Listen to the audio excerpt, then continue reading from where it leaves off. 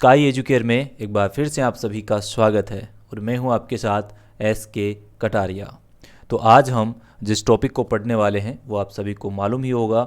आज का अपना टॉपिक है अलंकार।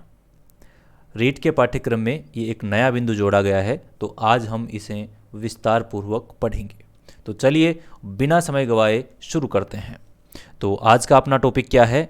अलंकार। चलिए सबसे पहले ये समझते हैं कि अलंकार का अर्थ क्या होता है। अलंकार का सामान्य सा अर्थ है जो आप सभी जानते हैं। अलंकार का अर्थ है आभूषण। क्या है? आभूषण। आभूषण अर्थ में अलंकार का प्रयोग हम करते हैं। जिस प्रकार से शरीर की सुंदरता बढ़ाने के लिए हम हार, गहने, मालाएं आदि धारण करते हैं, जिन्हें हम आभूषण या गहने कहते हैं, उसी प्रकार काव्यशास्त्र की भाषा में काव्य की शोभा बढ़ाने वाले तत्वों को हम क्या कहते हैं? अलंकार कहते हैं। ये जो अलंकार शब्द है ये दो शब्दों के योग से बना है, जिसमें पहला शब्द है अलम और दूसरा है कार। देखिए, अलम धन कार। अलम का अर्थ शोभा अर्थ में प्रयोग में लिया जाता है, अर्थात अलम अर्थात शोभा, और कार यानी करने वाला या बढ़ाने वाला। तो शोभाकार या शोभा बढ़ाने वाला कौन है? अलंकार। कौन है? अलंकार।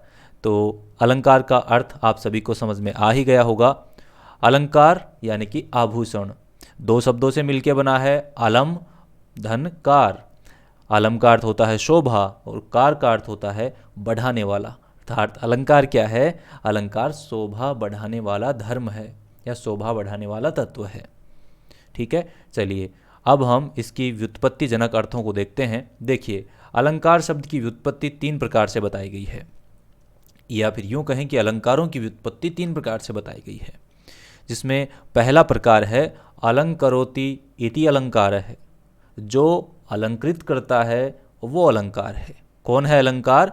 जो अलंकृत करने का कार्य करता है, यानी अलंकार वो है जो स्वयं अलंकृत करने का कार्य करता है। यहाँ पर कर्ता प्रधान है, वो तत्व अलंकृत कर रहा है जो स्वयं ही अलंकार है। जो अलंकरोति इति अलंकार है, जो अलंकृत करता है वही अलंकार है।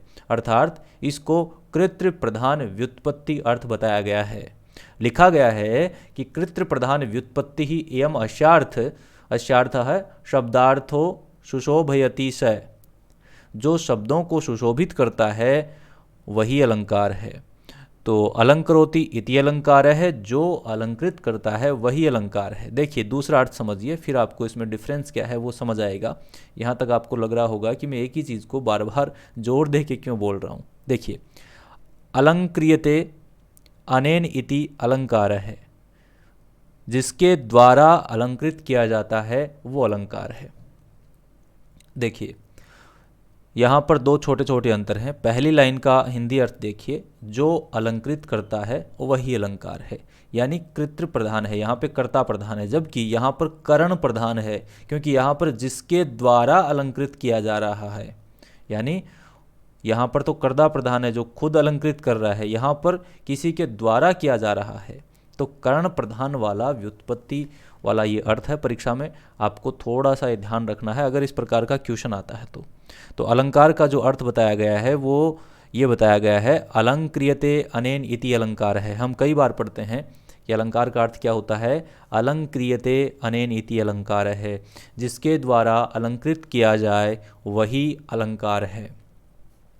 तो दोनों सेम ही है, बस इतना सा ध्यान रखना है। अलंकरोति इति अलंकार है, ये कर्ता प्रधान वाला अर्थ है, जबकि अलंक्रियते अनेन इति अलंकार ये कर्ण प्रधान वाला अर्थ है। तीसरा जो अर्थ लिया जाता है ये भाव प्रधान है। अलंकरणम अलंकार है। अलंकरण करने का भाव ही अलंकार है। क्या है?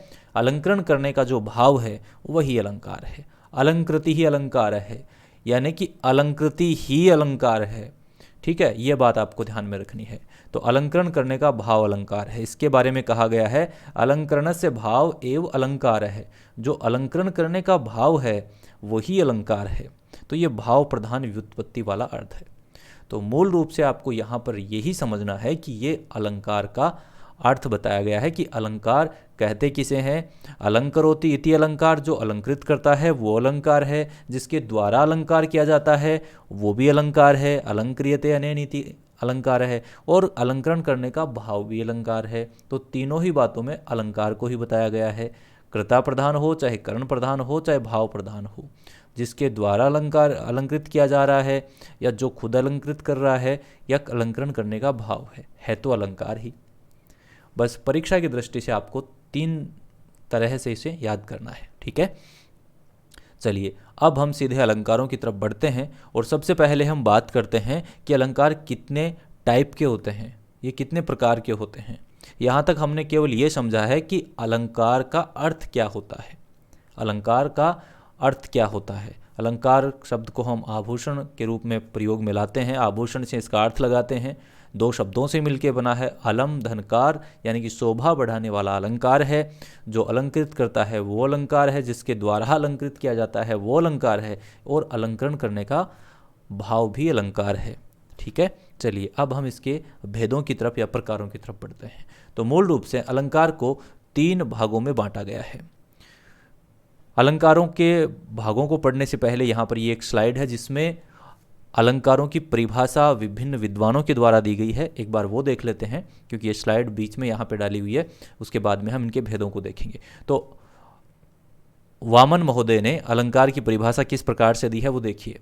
सौंदर्यम अलंकार है, यहाँ पर देखिए सौंदर्यम अलंकार है। तो वामन कह रहे हैं कि सौंदर्य ही अलंकार है, सुंदरता ही अलंकार है। सौंदर्यम, तो सौंदर्यम अलंकार है, ये परिभाषा किसकी है? वामन महोदय की। दंडी महोदय यहाँ पर परिभाषा दे रहे हैं कि काव्य की शोभा करने वाले धर्म को ही अलंकार कहते हैं। काव्य शोभाकरान धर्मान अलंकारान प्रचक्षते। काव्य की शोभा बढ़ाने वाले धर्म को ही अलंकार कहा गया है।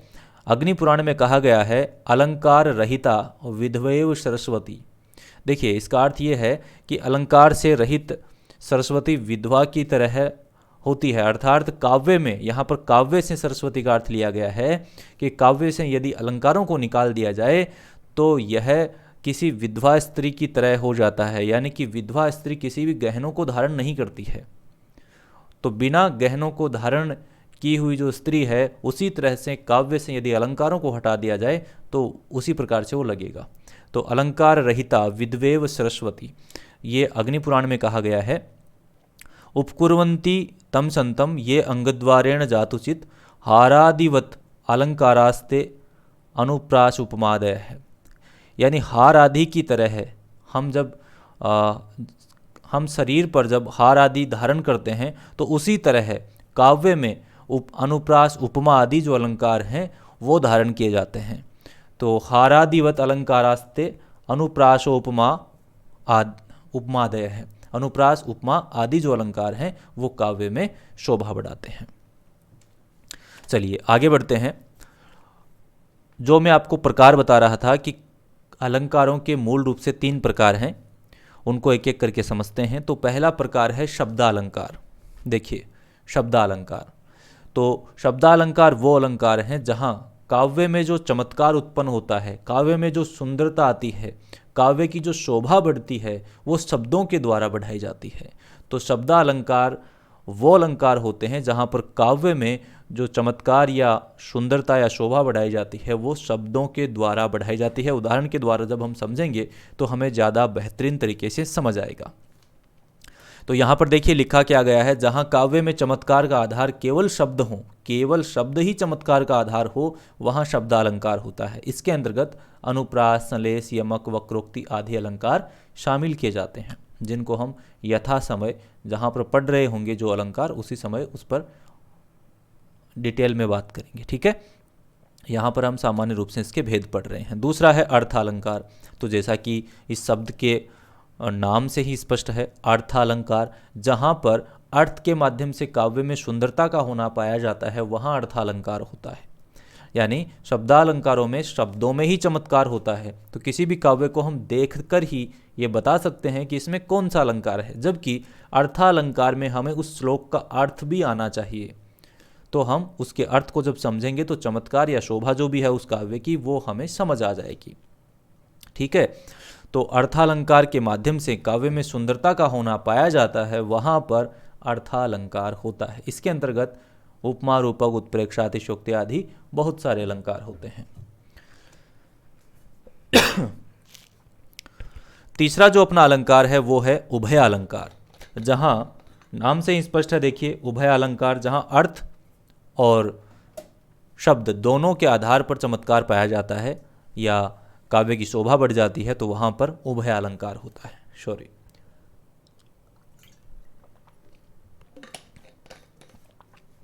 तो 3 प्रकार से मूल रूप से अलंकारों को बांटा गया है, शब्दालंकार, अर्थालंकार और उभय अलंकार। उम्मीद करता हूँ यहाँ तक आपको अच्छे से समझ आया होगा। आगे बढ़ते हैं। अगर आपको कोई भी डाउट रहता है तो कमेंट करके ज़रूर बताएं, नेक्स्ट वीडियो में आपको उसका सॉल्यूशन मिल जाएगा। देखिए, अब हम अलंकारों में सबसे पहले शब्दालंकारों को पढ़ना प्रारंभ करते हैं, और पहला जो शब्दालंकार है सबसे महत्वपूर्ण है वो है अनुप्रास। ठीक है, अनुप्रास की क्या परिभाषा है और किस तरह से हम इस अलंकार को काव्य में पकड़ पाते हैं और समझ पाते हैं कि इस काव्य में ये वाला अलंकार है। चलिए इसको समझते हैं उदाहरण के माध्यम से। सबसे पहले हम अनुप्रास अलंकार के लक्षण को समझते हैं। देखिए, इसकी परिभाषा दी गई है, इसका लक्षण दिया गया है, अनुप्रासः शब्द साम्यम वैषम्यपि स्वरस्ययत्, यानी शब्दों की समानता और स्वरों की विषमता होने पर भी। देखिए यहाँ पे क्या कहा गया है, अनुप्रास है। अनुप्रास कहाँ होता है? शब्द साम्यम, यानी कि शब्द किससे बनता है? वर्णों से बनता है। तो वर्णों की बार बार आवृत्ति होती है, स्वरों के बिना भी, स्वरों की विषमता होने पर भी यदि वर्णों की बार बार आवृत्ति होती है, वहाँ पर अनुप्रास अलंकार होता है। ये परिभाषा आचार्य विश्वनाथ ने दी है, तो इसमें इसका अर्थ हम डिटेल में पढ़ते हैं। देखिए, जिस जगह स्वर की समानता के बिना भी वर्णों की बार बार आवृत्ति होती है, वहाँ पर अनुप्रास अलंकार होता है। इस अलंकार में एक ही वर्ण का बार बार प्रयोग किया जाता है। तो उदाहरण के माध्यम से ये आपके ज़्यादा बेहतर तरीके से समझ में आएगा। मूल रूप से आपको यहाँ पर केवल इतना समझना है कि यहाँ पर वर्णों की बार बार आवृत्ति होती है, लेकिन लेकिन लेकिन स्वरों की समानता हो ऐसा ज़रूरी नहीं है। व्यंजन वर्णों की बार बार आवृत्ति यहाँ पर होती है। अगर किसी स्वर की आवृत्ति हो जाए तो कोई दिक्कत नहीं है, हो सकती है, लेकिन मूल रूप से जो वर्णों की आवृत्ति होगी वो व्यंजन वर्णों की आवृत्ति होगी। ठीक है, ये आपको ध्यान में रखना है। मम्मट ने एक और परिभाषा दी है, वर्ण सामान्यम अनुप्रास है। वर्णों की समानता ही अनुप्रास है।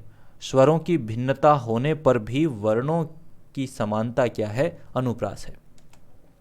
चलिए अनुप्रास को डिटेल में पढ़ते हैं। अनुप्रास के 5 भेद बताए गए हैं। कौन कौन से? छेकानुप्रास, वृत्त्यानुप्रास, श्रुत्यानुप्रास, अंत्यानुप्रास और लाटानुप्रास। ये 5 भेद अनुप्रास अलंकार के बताए गए हैं। एक एक करके इन सभी को पढ़ते हैं। देखिए, सबसे पहले छेकानुप्रास बहुत ही आसान है, बहुत ही सरल है। देखिए, केवल ये इतनी सी बात आपको ध्यान में रखनी है, अनेक व्यंजनों की एक बार आवृत्ति। क्या कहा गया है छेकानुप्रास के लिए? कि जहां पर अनेक व्यंजनों की, स्वरों की जरूरी नहीं है, अगर कोई स्वर आ जाता है तो भी कोई दिक्कत नहीं है, लेकिन अनेक व्यंजनों की कितनी बार आवृत्ति? केवल एक ही बार। एक बार तो वो आएगा ही कोई व्यंजन, लेकिन उसकी एक बार आवृत्ति हो जाएगी, वहां पर छेकानुप्रास होगा। उदाहरण समझते हैं। आदाय बकुल गंधांधि कुर्वन पदे पदे भ्रमरान अयमेति मंदम मंदम कावेरी वारी पावन है पवन है। ये जो श्लोक है, इसमें देखिए क्या कहा गया है, अनेक व्यंजनों की एक बार आवृत्ति हमें चाहिए। अब देखिए, शब्दालंकार है, इसलिए कोई ज़रूरी नहीं है कि आपको इसका अर्थ आए ही। इसका अर्थ आपको नहीं भी आता है श्लोक का, तब भी आप शब्दालंकारों को अच्छे से समझ पाएंगे और श्लोक के अंदर से उसको पकड़ पाएंगे कि यहाँ पर छेकानुप्रास है। देखिए यहाँ पे देखिए, आधा नय और ध, इसकी एक बार आवृत्ति हुई है। दो वर्ण हो गए, इसका मतलब ये है कि व्यंजनों, अनेक व्यंजन हो गए, एक से ज़्यादा व्यंजन है तो अनेक व्यंजन हुए ना, तो इनकी आवृत्ति, तो नय और ध की एक बार आवृत्ति हुई है। आवृत्ति एक ही बार होनी चाहिए, व्यंजन अनेक हो सकते हैं लेकिन आवृत्ति एक ही बार होनी चाहिए। तो यहाँ पर नय और ध की एक बार आवृत्ति हुई है। देखिए, इसकी एक बार आवृत्ति हो गई यहाँ पे। ठीक है, इसी प्रकार से पदे पदे, एक बार इसकी भी आवृत्ति हो गई। नीचे वाली लाइन में देखिए मंद मंदम व्यंजन समूह की एक बार आवृत्ति हो गई। ठीक है, यहाँ पे देखिए वन है वन है, तो यही इसका सबसे बड़ा उदाहरण है कि अनेक व्यंजनों की एक बार आवृत्ति। आदाय बकुल गंधांदी कुर्वन पदे पदे भ्रमरान अय मेति मंद मंदम कावेरी पारी वहरी पावन है पवन है। तो यहाँ पर समझने वाली बात इतनी सी है कि छेकानुप्रास में अनेक व्यंजनों की एक बार आवृत्ति होती है। चलिए, दूसरा भेद है वृत्त्यानुप्रास। यहाँ पर देखिए क्या कहा गया है, एक या अनेक व्यंजनों की अनेक बार आवृत्ति। एक व्यंजन भी हो सकता है या अनेक व्यंजन भी हो सकते हैं, लेकिन मूल बात क्या है, अनेक बार आवृत्ति। पहले क्या था, केवल एक बार आवृत्ति, लेकिन यहाँ पर अनेक बार आवृत्ति। ठीक है, ये आपको यहाँ पर समझना है, श्लोक के माध्यम से समझते हैं। ये जो श्लोक है, विद्या नाम नरस्य रूपम अधिकम प्रच्छन्न गुप्तम धनम विद्या भोग करी यशः सुख करी विद्या गुरु नाम गुरु। इस श्लोक में आप देखिए विद्या शब्द जो है इसकी अनेक बार आवृत्ति हुई है। तो एक या अनेक व्यंजन, क्योंकि दो शब्द हैं, दो वर्ण हैं, दो अक्षर हैं, तो यहाँ पर अनेक व्यंजन हुए और इनकी अनेक बार ही आवृत्ति हो रही है। विद्या विद्या विद्या। ठीक है, विद्या बंधुजनो विदेश गमने विद्या परा देवतम विद्या राज्य सुपूज्यते न तो धन नहीं धनम विद्या विहीन पशु। तो यहाँ पर विद्या शब्द की अनेक बार आवृत्ति हुई है, तो यहाँ पर वृत्त्यानुप्रास होता है। तो इस प्रकार से किसी भी श्लोक में यदि एक से ज़्यादा बार आवृत्ति होती है किसी व्यंजन की या अनेक व्यंजनों की, तो वहाँ पर वृत्त्यानुप्रास आपको कर देना है आंसर में। अगला जो अलंकार है वो है श्रुत्यानुप्रास। यहाँ पर आपको थोड़ा सा ध्यान देना पड़ेगा, क्योंकि यहाँ पर यह कहा गया है कि उच्चारण स्थान वाले, एक ही उच्चारण स्थान वाले वर्णों की आवृत्ति होती है। यहाँ पर उच्चारण स्थानों का ज्ञान आपको होना चाहिए, तभी आप श्रुत्यानुप्रास को पकड़ पाएंगे। देखिए श्लोक में समझते हैं। दृशा दग्धम मनसिजम जीवयंती दृश्यविया। यहाँ पर देखिए एक ही उच्चारण स्थान वाले कौन से वर्ण हैं वो आपको समझने हैं। तो यहाँ पर देखिए जो शय वर्ण है ये यहाँ पर दो बार आया है इस लाइन में। इसी प्रकार से जय जय दो बार आया है, और इसी प्रकार से ये और ये दो बार आया है। ये सारे वर्ण एक ही उच्चारण स्थान वाले हैं। ईचु यशानाम तालु, ई चय वर्ग य और श, ये सारे क्या हैं, एक ही उच्चारण स्थान वाले वर्ण हैं। तो वो सारे के सारे इसमें आ रहे हैं, रिपीट हो रहे हैं। ठीक है, एक ही उच्चारण स्थान वाले वर्णों की बार बार आवृत्ति हो रही है। तो यह शय और जय ये सारे क्या हैं, ईचु यसानाम तालु, इनका उच्चारण स्थान क्या है, तालु है। तो यदि एक ही उच्चारण स्थान वाले वर्णों की आवृत्ति जिस श्लोक में या जिस काव्य में होती है वहाँ पर श्रुत्यानुप्रास होता है। ठीक है, अंत्यानुप्रास, इसके तो नाम से इसका अर्थ स्पष्ट है। अंत्याह यानी अंत में अनुप्रास होता है। अंत्यानुप्रास में कहाँ होता है, अंत में होता है, जहाँ अंत में तुक मिलता है। ये तुक जहाँ पे मिल जाता है अंत में, वहाँ पर अंत्यानुप्रास होता है। तो अंत से तुक मिला देना है आपको, श्लोक के अंत में तुक मिला देना है। देखिए लता कुंजम गुंजन मदवदली पुंजम चप लयन, यहाँ पर देखिए चप लयन, ये लयन लास्ट के 3 वर्ण ले लीजिए और नीचे वाले में भी 3 वर्ण, यहाँ पे तुक मिल रहा है ना, चपलयन प्रबलयन, तो लयन लयन ये तुक मिल रहा है। तो जहाँ पर श्लोक के अंत में तुक मिल जाता है वहाँ पर अंत्यानुप्रास होता है। और अनुप्रास अलंकार का 5वां और आखिरी भेद है लाटानुप्रास। शब्द या वाक्य खंड की आवृत्ति जहाँ पर होती है वहाँ पर लाटानुप्रास होता है। यानी किसी श्लोक का पूरा खंड या उसके किसी शब्द की पूरे शब्द की बार बार आवृत्ति होती है, वहाँ पर ये अलंकार होता है। देखिए नयने तस्येव नयने, यहाँ पर नयने और नयने शब्द की 2 बार आवृत्ति हो गई, तो यहाँ पर लाटानुप्रास हो गया। तो किसी भी श्लोक में यदि किसी शब्द या वाक्य खंड की बार बार आवृत्ति होती है वहाँ पर लाटानुप्रास होता है। तो दोस्तों इस प्रकार से हमने छेकानुप्रास, वृत्त्यानुप्रास, श्रुत्यानुप्रास, अंत्यानुप्रास और लाटानुप्रास इन 5 अनुप्रास अलंकार के भेदों को पढ़ लिया है। साथ ही हमने अलंकारों का अर्थ क्या होता है ये समझा, इनकी परिभाषाओं को समझा और इनके व्युत्पत्तिजनक अर्थ को भी समझा। ठीक है, तो उम्मीद करता हूँ ये वीडियो आपको ज़रूर समझ आया होगा। अगर आपको ये वीडियो समझ आया है तो वीडियो को लाइक करें, शेयर करें, चैनल को सब्सक्राइब नहीं किया है तो सब्सक्राइब करें और सब्सक्राइब करने के बाद बेल आइकन ज़रूर हिट करें ताकि जैसे ही नेक्स्ट वीडियो बनाया जाए उसका नोटिफिकेशन आपको मिल सके। मैं मिलूँगा आपसे नेक्स्ट वीडियो में, तब तक के लिए नमस्कार। जय हिंद, जय भारत।